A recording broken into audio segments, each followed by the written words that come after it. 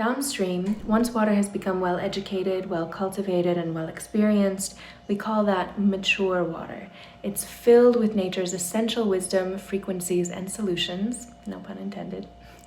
According to Schauberger, water is mature if the air that it has absorbed contains at least 96% carbon content, of which there's a proportion of solid matter. From this inner maturity, the quality and internal strength of the water depend.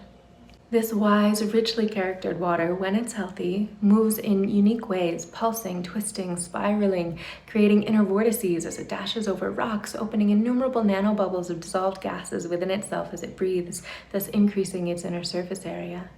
It spirals sediment from the riverbed to the riverbanks, inwinding energy with its left spin and outwinding energy with its right spin.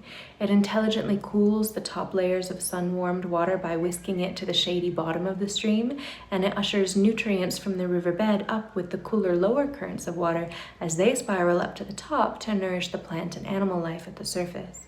It carves meandering switchbacks into the riverbed that allow for maximum surface area for the irrigation of vegetation and maximized watering holes for local wildlife and a broader diversity of ecological habitats, etc. This grown water is the wise leader and nourisher of the entire ecosystem and fulfills these roles maturely, moving in highly intelligent patterns as purposefully constructed as the roots of your own veins. This mature water auto-regulates its own temperature and cleanliness.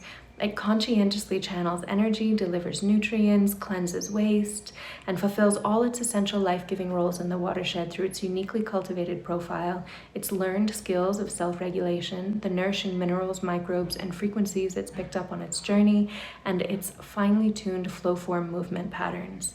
It's strong, wise, agile, and discerning.